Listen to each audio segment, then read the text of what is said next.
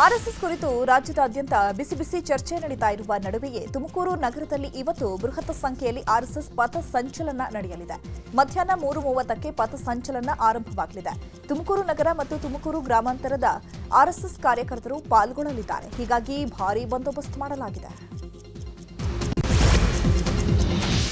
ಕಲಬುರಗಿ ಜಿಲ್ಲೆ ಚಿತ್ತಾಪುರದಲ್ಲಿ ನಾಳೆ ಆರ್ಎಸ್ಎಸ್ ಪಥ ಸಂಚಲನ ಕಾರ್ಯಕ್ರಮ ಆಯೋಜನೆ ಹಿನ್ನೆಲೆ ಭಗವಾ ಧ್ವಜಗಳನ್ನು ತೆರವು ಮಾಡಲಾಗಿದೆ. ಸಚಿವ ಪ್ರಿಯಾಂಕ್ ಖರ್ಗೆ ಕ್ಷೇತ್ರ ಚಿತ್ತಾಪುರದಲ್ಲಿ ಪಥ ಸಂಚಲನಕ್ಕಾಗಿ ಅಳವಡಿಸಲಾಗಿದ್ದ ಭಗವಾ ಧ್ವಜಗಳು, ಬ್ಯಾನರ್ಗಳು, ಕೇಸರಿ ಬಣ್ಣದ ಬಾವುಟಗಳು ಪುರಸಭೆ ಅಧಿಕಾರಿಗಳ ತಡರಾತ್ರಿ ತೆರವು ಮಾಡಿದ್ದಾರೆ. ಭಗವದ್ ಧ್ವಜ ತೆರವು ಮಾಡಿದ್ದಕ್ಕೆ ಕಾರ್ಯಕರ್ತರು ಪುರಸಭೆ ವಿರುದ್ಧ ಧಿಕ್ಕಾರ ಕೂಗಿ ಆಕ್ರೋಶ ವ್ಯಕ್ತಪಡಿಸಿದರು. ಚಿತ್ತಾಪುರದಲ್ಲಿ ಭಗವಾ ಧ್ವಜ ತೆರವು ವಿಚಾರ ಸಂಬಂಧಪಟ್ಟಂತೆ ಸಚಿವ ಪ್ರಿಯಾಂಕ್ ಖರ್ಗೆ ಪ್ರತಿಕ್ರಿಯೆ ನೀಡಿದ್ದಾರೆ. ಭಗವಾ ಧ್ವಜ ಏನ್ ರಾಷ್ಟ್ರಧ್ವಜ ಏನ್ರಿ ಅಂತ ಪ್ರಶ್ನೆ ಮಾಡಿದ್ದಾರೆ. ಗಣವೇಶ ಧರಿಸಿ ಆರ್ಎಸ್ಎಸ್ ಪಥಸಂಚಲನದಲ್ಲಿ ಭಾಗಿಯಾಗಿದ್ದ ಆರೋಪದಲ್ಲಿ ರಾಯಚೂರು ಜಿಲ್ಲೆ ಸಿರವಾರ ಪಿಡಿಒ ಪ್ರವೀಣ್ ಕುಮಾರ್ ಅವರನ್ನು ಅಮಾನತು ಮಾಡಲಾಗಿದೆ. ಲಿಂಗಸಗೂರು ಪಟ್ಟಣದಲ್ಲಿ ನಡೆದ ಆರ್ಎಸ್ಎಸ್ ಪಥಸಂಚಲನದಲ್ಲಿ ಪ್ರವೀಣ್ ಪಾಲ್ಗೊಂಡಿದ್ದರು. ರಾಯಚೂರು ಜಿಲ್ಲಾ ಪಂಚಾಯತ್ ಸಿಇಒ ವರದಿ ಆಧರಿಸಿ ಗ್ರಾಮೀಣಾಭಿವೃದ್ಧಿ ಇಲಾಖೆ ಆಯುಕ್ತೆ ಡಾ ಅರುಂಧತಿ ಚಂದ್ರಶೇಖರ್ ಅಮಾನತು ಮಾಡಿ ಆದೇಶಿಸಿದ್ದಾರೆ. ಆರ್ಎಸ್ಎಸ್ ಪಥಸಂಚಲನದಲ್ಲಿ ಭಾಗವಹಿಸುವ ಸರ್ಕಾರಿ ನೌಕರರನ್ನ ಅಮಾನತು ಮಾಡುವ ವಿಚಾರಕ್ಕೆ ಮಾಜಿ ಸಿಎಂ ಬಸವರಾಜ ಬೊಮ್ಮಾಯಿ ವಾಗ್ದಾಳಿ ನಡೆಸಿದ್ದಾರೆ. ರಾಜ್ಯ ಸರ್ಕಾರದ ವಿರುದ್ಧ ಹಾವೇರಿಯಲ್ಲಿ ಮಾತನಾಡಿದ ಅವರು, ಈ ರಾಜ್ಯದಲ್ಲಿ ಈಗಾಗಲೇ ತುರ್ತು ಪರಿಸ್ಥಿತಿ ಘೋಷಣೆಯಾಗಿದೆ. ನಾಗರಿಕರ ಹಕ್ಕನ್ನ ಸರ್ಕಾರ ಸಂಪೂರ್ಣವಾಗಿ ಮೊಟಕುಗೊಳಿಸಿದೆ ಅಂತ ಹೇಳಿದ್ದಾರೆ. ಸಾರ್ವಜನಿಕ ಸ್ಥಳಗಳಲ್ಲಿ ನಮಾಜ್ಗೆ ನಿಷೇಧಿಸುವಂತೆ ಯತ್ನಾಳ್ ಸಿಎಂ ಸಿದ್ದರಾಮಯ್ಯಗೆ ಪತ್ರ ಬರೆದಿದ್ದಾರೆ. ಸಾರ್ವಜನಿಕ ಸ್ಥಳಗಳಲ್ಲಿ ಕಾರ್ಯಕ್ರಮ ನಡೆಸೋದಕ್ಕೆ ಅನುಮತಿ ಕಡ್ಡಾಯ ಮಾಡಿರುವ ಸರ್ಕಾರದ ನಿರ್ಧಾರಕ್ಕೆ ಬಿಜೆಪಿ ನಾಯಕ ಸುನಿಲ್ ಕುಮಾರ್ ಕೆಂಡ ಕಾರಿದ್ದಾರೆ. ಇನ್ನು 3 ಬಾರಿ ಆರ್ಎಸ್ಎಸ್ ಬ್ಯಾನ್ ಮಾಡಿದ ಕಾಂಗ್ರೆಸ್ನ ನಾಯಕರೇ ನಿರ್ನಾಮ ಆಗೋದ್ರು. ಇನ್ನು ಪ್ರಿಯಾಂಕ್ ಖರ್ಗೆ ಯಾವ ಲೆಕ್ಕ ಅಂತ ಮಾಜಿ ಸಚಿವ ಈಶ್ವರಪ್ಪ ಕಿಡಿಕಾರಿದರು. ಮೇಲ್ಮನೆ ವಿಪಕ್ಷ ನಾಯಕ ಛಲವಾದಿ ನಾರಾಯಣಸ್ವಾಮಿ ಮನೆಗೆ ಕೊಟ್ಟಿದ್ದ ಭದ್ರತೆ ವಾಪಸ್ ಪಡೆಯಲಾಗಿದೆ. ಈ ಬಗ್ಗೆ ಛಲವಾದಿ ಮಾತನಾಡಿದ್ದು, ಸರ್ಕಾರದ ನ್ಯೂನತೆ, ಭ್ರಷ್ಟಾಚಾರ, ನೇರವಾಗಿ ಮಾತನಾಡೋರನ್ನ ಕಂಡ್ರೆ ಸರ್ಕಾರಕ್ಕಾಗಲ್ಲ. ಅದಕ್ಕಾಗಿ ನನಗೆ ಕೊಟ್ಟಿದ್ದಂತಹ ಭದ್ರತೆ ವಾಪಸ್ ಪಡೆದಿದ್ದಾರೆ ಅಂತ ಕಿಡಿಕಾರಿದರು. ಸಿಎಂ ರೇಸ್ ವಿಚಾರಕ್ಕೆ ರಾಜಗೌಡ ಹೇಳಿಕೆಗೆ ವೇದಿಕೆಯಲ್ಲಿ ಸಚಿವ ಸತೀಶ್ ಜಾರಕಿಹೊಳಿ ಟಾಂಗ್ ಕೊಟ್ಟಿದ್ದಾರೆ. ಬಾಗಲಕೋಟೆಯಲ್ಲಿ ಮಾತನಾಡಿದ ಅವರು, ರಾಜು ಅವರು ಹೇಳಿದ್ರು 2028ಕ್ಕೆ ನಾವು ಸಿಎಂ ಆಗ್ತೀವಿ ಅಂತ. ನೀವು ಆಗಿ ನಮ್ಗೆ ಏನ್ ತಕರಾರಿಲ್ಲ. ನಾವು 2033ರವರೆಗೆ ಕಾಯ್ತೀವಿ. ನಮ್ಮ ಗಾಡಿ 40ಕ್ಕಿಂತಲೂ ಹೆಚ್ಚು ಸ್ಪೀಡ್ ಓಡಲ್ಲ. ಸಿಕ್ಕರೂ ಅಷ್ಟೇ, ಸಿಗದಿದ್ರೂ ಅಷ್ಟೇ. ನಮ್ಮ ಗಾಡಿ 40 ಸ್ಪೀಡ್ನಲ್ಲೇ ಓಡೋದು. ಅತಿ ಹೆಚ್ಚು ವೇಗದಲ್ಲಿ ಹೋದ್ರೆ ಅಪಘಾತದ ಸಾಧ್ಯತೆ ಇರುತ್ತೆ ಅಂತ ಹೇಳಿದ್ದಾರೆ. ಆಳಂದ ವಿಧಾನಸಭಾ ಕ್ಷೇತ್ರದಲ್ಲಿ ಓಟ್ ಚೋರಿ ಪ್ರಕರಣ ಸಂಬಂಧ ಇವತ್ತು ಮತ್ತೆ ಎಸ್ಐಟಿ ತನಿಖೆ ಮುಂದುವರಿತಾ ಇದೆ. ಕಲಬುರಗಿಯಲ್ಲಿ ಎಸ್ಐಟಿ ತನಿಖೆ ಚುರುಕುಗೊಂಡಿದ್ದು, ನಿನ್ನೆ ಆಳಂದ ಮಾಜಿ ಶಾಸಕ ಸುಭಾಷ್ ಗುತ್ತೇದಾರ್ ಮನೆ ಮತ್ತೆ ಅವರ ಒಡೆತನದ ಬಾರ್ ಮೇಲೆ ಎಸ್ಐಟಿ ಅಧಿಕಾರಿಗಳು ದಾಳಿ ಮಾಡಿದ್ರು. ಇವತ್ತು ಮತ್ತೆ ಓಟ್ ಚೋರಿ ಜಾಲದ ಬಗ್ಗೆ ಎಸ್ಐಟಿ ಟೀಮ್ ದಾಳಿ ನಡೆಸಲಿದ್ದು, ಈ ನಡುವೆ ಕಲಬುರಗಿಯಲ್ಲಿ ಶಾಸಕ ಬಿಆರ್ ಪಾಟೀಲ್ ಮಾತನಾಡಿದ್ದಾರೆ. ನನಗೆ 3 ಬಾರಿ ರಾಹುಲ್ ಗಾಂಧಿ ಕಚೇರಿಯಿಂದ ಕರೆ ಬಂದಿತ್ತು. ರಾಹುಲ್ ಗಾಂಧಿ ಇದನ್ನ ಒಂದು ಚಳುವಳಿ ರೀತಿಯಲ್ಲಿ ತೆಗೆದುಕೊಂಡು ಹೋಗ್ತಾ ಇದ್ದಾರೆ. ಅದಕ್ಕೆ ನಾನು ಎಲ್ಲರ ಗಮನಕ್ಕೆ ತಂದಿದ್ದೆ ಅಂತ ಹೇಳಿದ್ದಾರೆ. ರಾಜ್ಯ ಸರ್ಕಾರ ನಡೆಸ್ತಾ ಇರುವ ಜಾತಿ ಗಣತಿ ಸಮೀಕ್ಷೆ ಕ್ಲೈಮ್ಯಾಕ್ಸ್ ಹಂತಕ್ಕೆ ಬಂದಿದೆ. ಸಮೀಕ್ಷೆಗೆ ಇವತ್ತು ಕೊನೆ ದಿನವಾಗಿತ್ತು. ಆದರೆ ರಾಜ್ಯಾದ್ಯಂತ 95% ಮಾತ್ರ ಸಮೀಕ್ಷೆ ಪೂರ್ಣಗೊಂಡಿದೆ. ಈ ಹಿನ್ನೆಲೆ ನಾಳೆಯೂ ಜಾತಿ ಗಣತಿ ಸಮೀಕ್ಷೆ ಮುಂದುವರೆಸಲು ನಿರ್ಧರಿಸಲಾಗಿದೆ. ನಾಳೆ ಸಂಜೆ ಸಿಎಂ ಸಿದ್ದರಾಮಯ್ಯ ಸಮೀಕ್ಷೆ ಬಗ್ಗೆ ಪ್ರಗತಿ ಪರಿಶೀಲನೆ ಸಭೆ ನಡೆಸಲಿದ್ದಾರೆ. ಈ ಸಭೆಯಲ್ಲಿ ಸಮೀಕ್ಷೆಯನ್ನ ಮುಂದುವರೆಸಬೇಕೇ ಅಥವಾ ಮುಕ್ತಾಯಗೊಳಿಸಬೇಕೇ ಎಂಬ ಕುರಿತು ನಿರ್ಧಾರವಾಗಲಿದೆ. ಜಿಬಿಎ ಹೊರತುಪಡಿಸಿ ರಾಜ್ಯಾದ್ಯಂತ ಒಟ್ಟು 1,48,14,286 ಕುಟುಂಬಗಳ ಸಮೀಕ್ಷೆ ಗುರಿ ನೀಡಲಾಗಿತ್ತು. ಈ ಪೈಕಿ ನಿನ್ನೆ 1.62 ಲಕ್ಷ ಕುಟುಂಬಗಳ ಸಮೀಕ್ಷೆ ಪೂರ್ಣಗೊಂಡಿದ್ದು, ಒಟ್ಟು 1.41 ಕೋಟಿ ಕುಟುಂಬಗಳ ಸಮೀಕ್ಷೆ ಪೂರ್ಣಗೊಂಡಿದೆ. ಬೆಂಗಳೂರಲ್ಲಿ ಸಾಮಾಜಿಕ ಶೈಕ್ಷಣಿಕ ಸಮೀಕ್ಷೆ ಭರದಿಂದ ಸಾಗ್ತಾ ಇದೆ. ಆದರೆ ಸಮೀಕ್ಷೆದಾರರಿಗೆ ದೀಪಾವಳಿ ಹಬ್ಬಕ್ಕೆ ರಜೆ ನೀಡುವಂತೆ ಕರ್ನಾಟಕ ರಾಜ್ಯ ಸರ್ಕಾರಿ ನೌಕರರ ಸಂಘ ರಾಜ್ಯ ಸರ್ಕಾರಕ್ಕೆ ಜಿಬಿಎಗೆ ಪತ್ರ ಬರೆದಿದೆ. ಅಕ್ಟೋಬರ್ 19ರಿಂದ 23ರವರೆಗೆ ಸಮೀಕ್ಷೆ ಕೆಲಸದಿಂದ ವಿನಾಯಿತಿ ನೀಡುವಂತೆ ಮನವಿ ಮಾಡಿದೆ. ರಾಜ್ಯದಲ್ಲಿ ಪವರ್ ಶೇರಿಂಗ್ ನವೆಂಬರ್ ಕ್ರಾಂತಿ ವಿಚಾರ ಸಿಕ್ಕಾಪಟ್ಟೆ ಸದ್ದು ಮಾಡ್ತಾ ಇದೆ. ಕಾಂಗ್ರೆಸ್ನಲ್ಲಿ ಕ್ರಾಂತಿ ಕಿಚ್ಚು ಜೋರಾಗಿದೆ. ಇದರ ನಡುವೆ ಡಿಸಿಎಂ ಡಿಕೆ ಶಿವಕುಮಾರ್ ಮುಖ್ಯಮಂತ್ರಿ ಪಟ್ಟಕ್ಕೇರಲು ನಾನಾ ಪ್ರಯತ್ನವನ್ನ ಮಾಡ್ತಿದ್ದಾರೆ ಎನ್ನಲಾಗಿದೆ. ಈ ಬೆಳವಣಿಗೆಗಳ ನಡುವೆಯೇ ಡಿಕೆ ಶಿವಕುಮಾರ್ ಅವರು ಎಐಸಿಸಿ ಅಧ್ಯಕ್ಷ ಮಲ್ಲಿಕಾರ್ಜುನ ಖರ್ಗೆ ಅವರನ್ನ ಭೇಟಿಯಾಗಿ ಗೌಪ್ಯ ಚರ್ಚೆ ನಡೆಸಿದ್ದಾರೆ ಎನ್ನಲಾಗ್ತಾ ಇದೆ. ಪಕ್ಷ ಸಂಘಟನೆ, ಬಿಹಾರ ಚುನಾವಣೆ ಕುರಿತು ನಾಯಕರು ಚರ್ಚೆ ನಡೆಸಿದ್ದಾರೆ. ರಾಜ್ಯ ಸರ್ಕಾರದ ವಿರುದ್ಧ ಮತ್ತೆ ಗುತ್ತಿಗೆದಾರರು ಸಿಡಿದೆದ್ದಿದ್ದಾರೆ. ಡಿಸೆಂಬರ್ ಒಳಗೆ ಬಾಕಿ ಬಿಲ್ ಪಾವತಿಗೆ ಸರ್ಕಾರಕ್ಕೆ ಆಗ್ರಹ ಮಾಡಿದ್ದಾರೆ. ಸರ್ಕಾರದಿಂದ 33,000 ಕೋಟಿ ಬಾಕಿ ಇದ್ದು ಡಿಸೆಂಬರ್ ಒಳಗೆ ಬಾಕಿ ಬಿಲ್ ನೀಡಬೇಕು, ನೀಡದೇ ಇದ್ರೆ ಮುಂದಿನ ದಾರಿ ನೋಡ್ಕೊಳ್ತೇವೆ ಅಂತ ಸರ್ಕಾರಕ್ಕೆ ಎಚ್ಚರಿಕೆ ಕೊಟ್ಟರು. ಇನ್ನು ಸಿಎಂ ಸಹ ಈ ಬಗ್ಗೆ ಪ್ರತಿಕ್ರಿಯೆ ನೀಡಿದ್ದು ಗುತ್ತಿಗೆದಾರರು ಬೇಕಾದ್ರೆ ಕೋರ್ಟ್ಗೆ ಹೋಗ್ಲಿ ಅಂತ ಹೇಳಿದ್ದಾರೆ. ಇನ್ನು ಈ ಬೆಳವಣಿಗೆ ಮಧ್ಯೆ ಇವತ್ತು ಡಿಸಿಎಂ ಡಿಕೆಶಿ ರಾಜ್ಯ ಗುತ್ತಿಗೆದಾರರ ಜೊತೆ ಸಭೆ ನಡೆಸಲಿದ್ದಾರೆ. ಸಭೆಯಲ್ಲಿ ಬಾಕಿ ಬಿಲ್ ನೀಡುವ ಬಗ್ಗೆ ಚರ್ಚೆ ನಡೆಯುತ್ತೆ. ಡಿಸಿಎಂ ಡಿಕೆ ಶಿವಕುಮಾರ್ ಬೆಂಗಳೂರು ನಾಗರಿಕರ ಸಮಸ್ಯೆ ಆಲಿಸಲು ಬೆಂಗಳೂರು ನಡಿಗೆ ಕಾರ್ಯಕ್ರಮ ಮುಂದುವರೆಸಿದ್ದಾರೆ. ಇವತ್ತು ಬೆಂಗಳೂರು ಪೂರ್ವ ನಗರ ಪಾಲಿಕೆಯಲ್ಲಿ 2 ಕಿಲೋಮೀಟರ್ ನಡಿಗೆ ಕಾರ್ಯಕ್ರಮ ನಡೆಯಿತು. ಡಿಸಿಎಂ ಡಿಕೆಶಿ ಜನರ ಕುಂದು ಕೊರತೆ ಸಮಸ್ಯೆಯನ್ನು ಆಲಿಸಿದ್ರು. ಶಾಸಕ ಭೈರತಿ ಬಸವರಾಜ್ ಸಾಥ್ ಕೊಟ್ಟರು. ಡಿಸಿಎಂ ಡಿಕೆಶಿ ಬೆಂಗಳೂರು ನಡಿಗೆ ಕಾರ್ಯಕ್ರಮದಲ್ಲಿ ಗೃಹಲಕ್ಷ್ಮಿ ಹಣ ಕಂಪ್ಲೇಂಟ್ ಬಂತು. 6 ತಿಂಗಳಿಂದ ಗೃಹಲಕ್ಷ್ಮಿ ಹಣ ಬಂದೇ ಇಲ್ಲ, ಗೃಹಲಕ್ಷ್ಮಿ ಹಣ ಕೊಡಿಸಿ ಸಾರ್ ಅಂತ ಮಹಿಳೆ ಡಿಕೆಶಿಗೆ ಮನವಿ ಮಾಡಿದ್ರು. ಫ್ರೀ ಕರೆಂಟ್ ಅಂದ್ರೂ ಈಗ 2,000 ಬಿಲ್ ಬರ್ತಾ ಇದೆ. ಈ ವೇಳೆ ಸ್ಟೇಜಲ್ಲೇ ಅಧಿಕಾರಿಗೆ ಕಾಲ್ ಮಾಡಿದ ಡಿಕೆಶಿ ಗೃಹಲಕ್ಷ್ಮಿ ಹಣದ ಬಗ್ಗೆ ವಿಚಾರಿಸಿದ್ರು. ಬಳಿಕ ಮಹಿಳಾ ಮತ್ತು ಕಲ್ಯಾಣ ಇಲಾಖೆಗೆ ಪರಿಶೀಲನೆಗೆ ಸೂಚಿಸಿದ್ರು. ಸಿಎಂ ಸಿದ್ದರಾಮಯ್ಯ ಮೈಸೂರು ಪ್ರವಾಸದಲ್ಲಿದ್ದಾರೆ. ಇವತ್ತು ರಾಜ್ಯ ಮಟ್ಟದ ಸುದ್ದಿ ಛಾಯಾಚಿತ್ರ ಸ್ಪರ್ಧೆಯ ಮುಖ್ಯಮಂತ್ರಿ ಕಪ್ ಪ್ರಶಸ್ತಿ ಪ್ರದಾನ ಕಾರ್ಯಕ್ರಮದಲ್ಲಿ ಸಿಎಂ ಪಾಲ್ಗೊಳ್ಳಲಿದ್ದಾರೆ. ಬಳಿಕ ನಂಜನಗೂಡಿನಲ್ಲಿ ಕಬಿನಿ ನೀರು ಸರಬರಾಜು ಯೋಜನೆಯ 2ನೇ ಹಂತದ ಉನ್ನತೀಕರಿಸಿದಂತಹ ಕಾಮಗಾರಿಗಳ ಉದ್ಘಾಟನೆ ಕಾರ್ಯಕ್ರಮದಲ್ಲಿ ಭಾಗಿಯಾಗಲಿದ್ದಾರೆ. ಬೆಳಗಾವಿ ಜಿಲ್ಲಾ ಡಿಸಿಸಿ ಬ್ಯಾಂಕ್ ಚುನಾವಣೆ ಅಖಾಡ ರಂಗೇರ್ತಾ ಇದೆ. ಬಹು ನಿರೀಕ್ಷಿತ ಹುಕ್ಕೇರಿ ಕ್ಷೇತ್ರದ ಡಿಸಿಸಿ ಚುನಾವಣೆ ಮುಂದೂಡಿಕೆ ಆಗಿದೆ. ಚುನಾವಣೆ ಮುಂದೂಡಿ ಧಾರವಾಡ ಹೈಕೋರ್ಟ್ ಆದೇಶ ಹೊರಡಿಸಿದೆ. ಅಕ್ಟೋಬರ್ 19ರಂದು ನಡೆಯಬೇಕಾಗಿದ್ದ ಚುನಾವಣೆ ಮುಂದಿನ ಆದೇಶದವರೆಗೂ ಮುಂದೂಡಿಕೆ ಆಗಿದೆ. ಸಿಜೆಐ ಮೇಲೆ ಶೂ ಎಸೆತ ಪ್ರಕರಣ ಖಂಡಿಸಿ ಇವತ್ತು ಚಾಮರಾಜನಗರ ಬಂದ್ಗೆ ಕರೆ ನೀಡಲಾಗಿದೆ. ಚಾಮರಾಜನಗರ ಸಂವಿಧಾನ ರಕ್ಷಣಾ ಸಮಿತಿಯಿಂದ ಬಂದ್ಗೆ ಕರೆ ನೀಡಲಾಗಿದ್ದು, ತೆರೆದಿದ್ದ ಅಂಗಡಿ ಮುಂಗಟ್ಟುಗಳನ್ನು ಸಮಿತಿಯ ಕಾರ್ಯಕರ್ತರು ಮುಚ್ಚಿದ್ದಾರೆ. ಕೆಎಸ್ಆರ್ಟಿಸಿ ಬಸ್, ಆಟೋ ಮತ್ತಿತರ ವಾಹನಗಳನ್ನು ಸಂಚಾರಕ್ಕೆ ಬಿಡದಂತೆ ತಡೆದಿದ್ದಾರೆ.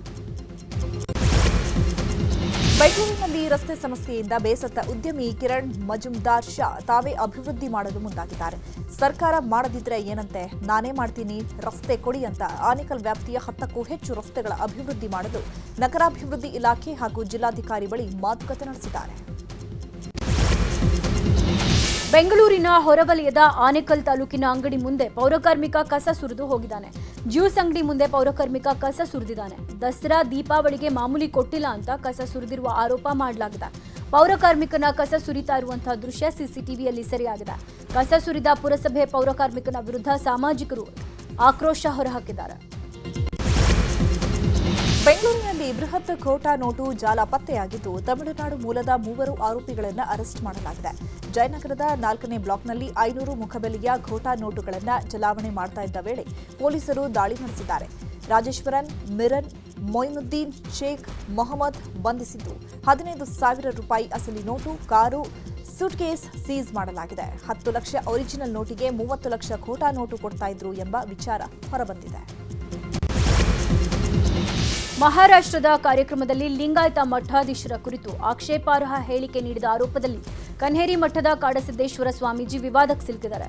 ವಿಜಯಪುರ ಜಿಲ್ಲೆಗೆ ಭೇಟಿ ನೀಡದಂತೆ ಕಾಡಸಿದ್ದೇಶ್ವರ ಸ್ವಾಮೀಜಿಗೆ ವಿಜಯಪುರ ಜಿಲ್ಲಾಧಿಕಾರಿ ನಿರ್ಬಂಧ ವಿಧಿಸಿದ್ದಾರೆ. ಇನ್ನು ಬಾಗಲಕೋಟೆ ಜಿಲ್ಲೆ ಪ್ರವೇಶಕ್ಕೂ ನಿಷೇಧ ಹೇರಲಾಗಿದೆ. ಕನ್ಹೇರಿ ಮಠದ ಕಾಡಸಿದ್ದೇಶ್ವರ ಶ್ರೀಗಳಿಗೆ ವಿಜಯಪುರ ಜಿಲ್ಲೆಗೆ ನಿರ್ಬಂಧಕ್ಕೆ ಶ್ರೀರಾಮ ಸೇನೆ ಮುಖ್ಯಸ್ಥ ಪ್ರಮೋದ್ ಮುತಾಲಿಕ್ ಖಂಡಿಸಿದ್ದಾರೆ. ಕರ್ನಾಟಕ ಸರ್ಕಾರ ಅತಿರೇಕದ ವರ್ತನೆ ಮಾಡ್ತಾ ಇದೆ. ಕನ್ಹೇರಿ ಮಠದ ಶ್ರೀಗಳ ಕಾರ್ಯ ಆದರ್ಶವಾದದ್ದು. ಇಂತಹ ಶ್ರೀಗಳಿಗೆ ನಿರ್ಬಂಧ ಹೇರಿದ ಕಾಂಗ್ರೆಸ್ ಸರ್ಕಾರಕ್ಕೆ ಧಿಕ್ಕಾರ ಅಂತ ಹೇಳಿದ್ದಾರೆ. ಆಟೋಗೆ ಈಚರ್ ಗೂಡ್ಸ್ ವಾಹನ ಡಿಕ್ಕಿಯಾಗಿ ಸ್ಥಳದಲ್ಲೇ ಮಹಿಳೆ ಸಾವನ್ನಪ್ಪಿ 9 ಜನ ಗಾಯಗೊಂಡಿದ್ದಾರೆ. ಕೋಲಾರ ಜಿಲ್ಲೆಯ ಶ್ರೀನಿವಾಸಪುರ ತಾಲೂಕಿನ ಮಿಸಗಾನಹಳ್ಳಿ ಗೇಟ್ ಬಳಿ ಈ ಅಪಘಾತ ನಡೆದಿದೆ. ನಂಗಲಿ ಗ್ರಾಮದ ನಿವಾಸಿ ಯಶೋದಮ್ಮ ಮೃತಪಟ್ಟಿದ್ದು, ಗಾಯಾಳುಗಳನ್ನು ಕೋಲಾರ ಜಿಲ್ಲಾಸ್ಪತ್ರೆ ಹಾಗೂ ಆರ್ಎಲ್ ಜಾಲಪ ಆಸ್ಪತ್ರೆಗೆ ದಾಖಲಿಸಲಾಗಿದೆ. ಬೆಂಗಳೂರಿನಲ್ಲಿ ಸಿಲಿಂಡರ್ ಗ್ಯಾಸ್ ಸೋರಿಕೆಯಾಗಿ ಬ್ಲಾಸ್ಟ್ ಆಗಿದೆ. ಆಂಧ್ರಹಳ್ಳಿಯ ಆಚಾರ್ಯ ಕಾಲೇಜ್ ಬಳಿ ಘಟನೆ ನಡೆದಿದೆ. ಮನೆಯಲ್ಲಿ ಗ್ಯಾಸ್ ಲೀಕ್ ಆಗಿರೋದನ್ನ ಗಮನಿಸದ ಮಹಿಳೆ ಸಂಜೆ ಮನೆಗೆ ಬಂದು ಸ್ವಿಚ್ ಆನ್ ಮಾಡಿದಾಗ ಬ್ಲಾಸ್ಟ್ ಆಗಿದೆ. ಘಟನೆಯಲ್ಲಿ ಒಬ್ಬರಿಗೆ ಗಂಭೀರ ಗಾಯ ಆಗಿದ್ದು ಆಸ್ಪತ್ರೆಗೆ ದಾಖಲಿಸಲಾಗಿದೆ.